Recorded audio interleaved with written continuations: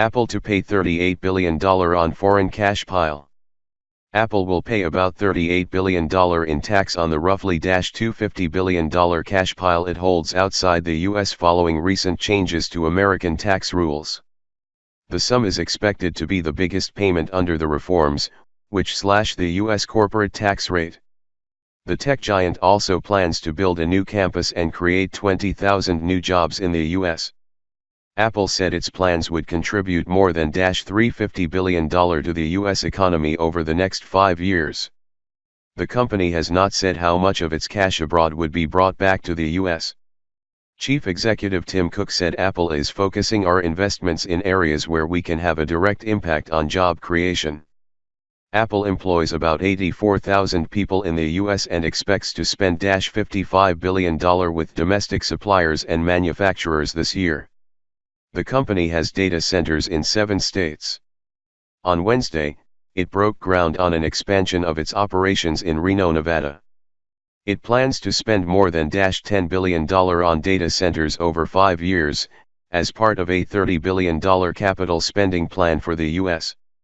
The location of Apple's new campus, which will house technical support staff, will be announced later in 2018.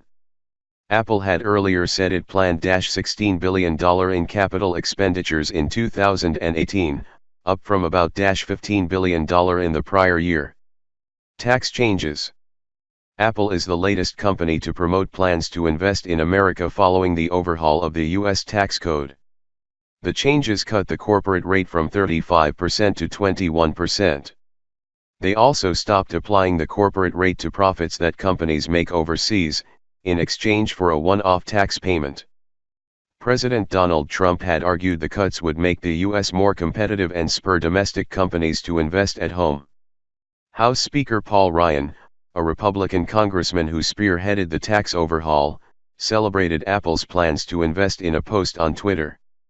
End of Twitter post by @Speaker Ryan. "This is great news for the American economy and for America's workers," he said.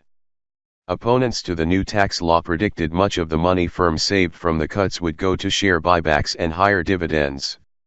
CFRA research analyst Angelo Zeno said on Wednesday he expects Apple could repurchase as much as 10% of its shares over the next 12 to 18 months.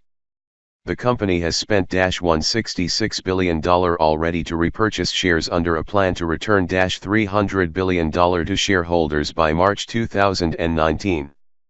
Apple has previously called for simplification of U.S. tax rules, amid criticism of its large overseas cash holdings and investigation by U.S. tax authorities.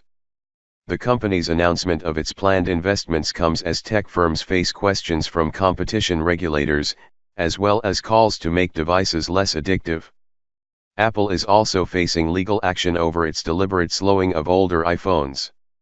The firm reported nearly $230 billion in sales and more than $48 billion in profit for the 12 months ended September 30.